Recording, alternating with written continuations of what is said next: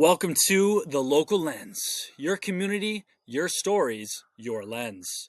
I'm Drew Boyce, and each week on this show, we bring you the heartbeat of our town, spotlighting everything from local protests and festivals to quirky traditions and neighborhood gems. Tonight, we're diving into one of our favorite weekly rituals, piano night at the Main Street Museum. Here, an enchanting antique player takes center stage, no fingers required. Just pump the pedals, and a vintage player piano brings the melody to life.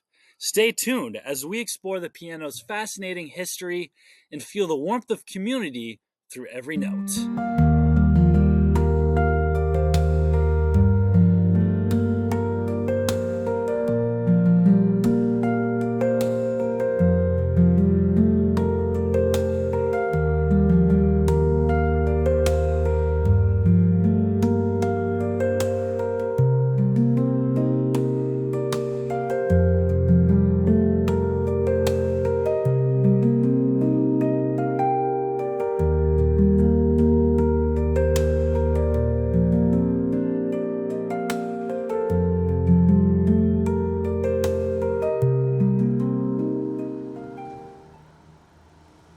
My name is David F. Ford.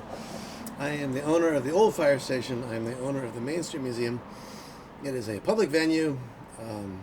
Since the old fire station, it's great to have it still sort of public. And it was built in 1893, we think. Although the earliest references to it in deeds, and there's no references to it in the newspaper. It's already existing. So it may have been built before 1893, but it was at least here. And back then, fire stations were private. It was built by the Smith family, the Miller family, Lyman family, a bunch of these local families that had business properties, and one of them protected, so they built a fire station. It was all volunteer. There were 5 bedrooms upstairs. So here we sit in this public venue. We have a collection of oddities, a collection of curiosities. These things I believe can be updated. They've run into trouble. Places like the Mutter Museum in Philadelphia. Johnny Fox's Freakatorium, unfortunately, is no more, as is James Taylor's great Baltimore Dime Museum. This is before television, so it's way before the internet. So people like to see curious things. If you go on your phone right now, you're going to see people who are different. Big people, little people, very little people, dancing dogs. You're going to see I just now opened up my phone. A cat got on an alligator, and the alligator swam away. This is what we like to see. And vaudeville was all about that. And vaudeville was the sort of top-grossing thing from the sort of 1900s to the 1920s. Radio killed it. The movies killed it.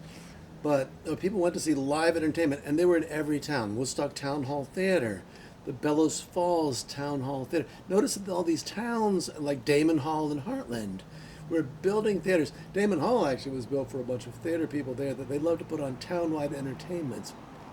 It wasn't so much for vaudeville. It was for putting on dramatic works, and they would write these plays themselves in Heartland. These are village people who ran stores, or the farmers themselves. They wrote songs, they wrote plots, they made everything. So everything was done by yourself. One of the reasons I love having this public space here. And it's a museum of curiosity, but it's also a museum about music. My grandma was born and raised in South Woodstock, or Woodstock, Heartland, Vermont, and her uncles, all 3 of them were professional musicians, and her mother was a great musician too. You couldn't really be a professional musician if you were a woman, although tons of women would cut piano rolls. That was the one way that women could get into the music world, is by cutting a piano roll. But we came from a very musical family. So at Thanksgiving, I remember Thanksgiving with the cousins and everything, and everyone would just push their chairs, and we just sang. Now we're going to sing. It's like I thought that was normal. Because before electronics, you had to make your own. But I wanted to keep the whole music thing going, and the music as we know it, as something that you could do yourself. Anyone can sing. If I can sing, anyone can sing. So you all get out there and do it yourself. And White River Junction is ideal for that. We just call it piano night. So, and in the past we've had Stevie Palmachet. He's now moved to Providence, Rhode Island, but he's a terrific trained pianist. He studied composition at the London School of Music. And we've had some fabulous people here. Once I was playing, we've got a lot of Broadway stuff and a lot of Disney stuff. We got part of their world from the Little Mermaid. Open mic night is sort of this. So the piano night is an open mic. Anyone can sing along. Like I said, if I can sing, anybody can sing. The thing about White River Junction is there was regular programming, and a lot of nonprofits and stuff. Nowadays, nonprofits, particularly if they're not really nonprofits, like Dartmouth isn't really a nonprofit, but they have regular programming. They know how to advertise it right. They've got the budget to get people to put out posters, et cetera, et cetera. So if you do something regularly, people will show up. Tonight there was one physical person, but there are quite a few people online that's still going. Facebook Live is still going. And if you keep on doing that, you just get into the sort of habit of it.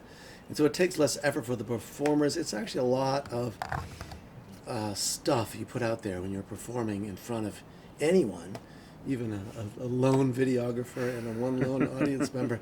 But you're able to rehearse. It's good practice. So those roles I never played. The first player pianos were rolling devices that would roll up to your actual piano, and they had little felt fingers, and you put a roll in it, and it would go around, and it would push the felt into the actual ivory keys of your piano. And that, if it gets kicked or anything, that's a bad.